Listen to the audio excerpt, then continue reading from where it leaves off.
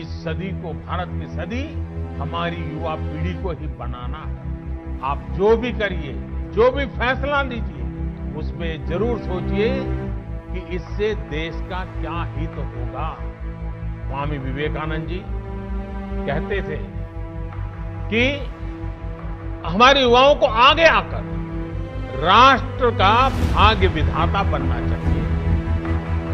इसलिए ये आपकी जिम्मेदारी है कि भारत के भविष्य का नेतृत्व करें।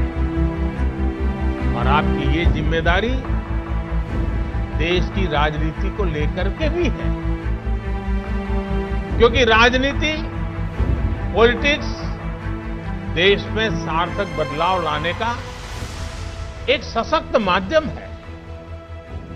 हर क्षेत्र की तरह पॉलिटिक्स को भी युवाओं की बहुत ज्यादा जरूरत है। नई सोच, नई ऊर्जा, नए सपने, नया उमंग, देश की राजनीति को इसकी बहुत जरूरत है।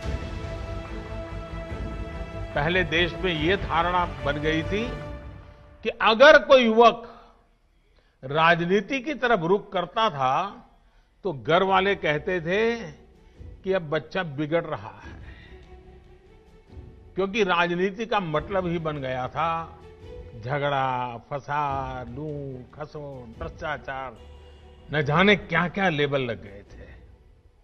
लोग कहते थे कि सब कुछ बदल सकता है, लेकिन सियासत नहीं बदल सकती।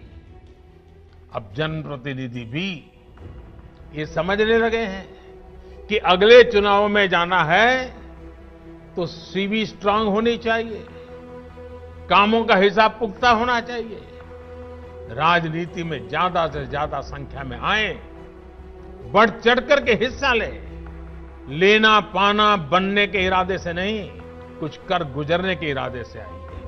आप अपनी सोच, अपने विजन को लेकर आगे बढ़े, एक साथ मिलकर के काम करें, जुट करके काम करें, डट करके काम करें। याद रखिएगा, जब तक देश का सामान्य युवा राजनीति में नहीं आएगा, वंशवाद का ये जहर इसी तरह हमारे लोकतंत्र को कमजोर करता रहेगा।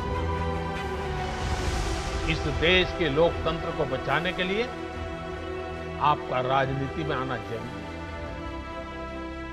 किसी आपदा या परेशानी से भी ज्यादा महत्वपूर्ण है उस आपदा से ली गई सीख। आपने उसमें से क्या सीखा? हमें आपदाओं में संयम की भी जरूरत होती है, साहस की भी जरूरत होती है।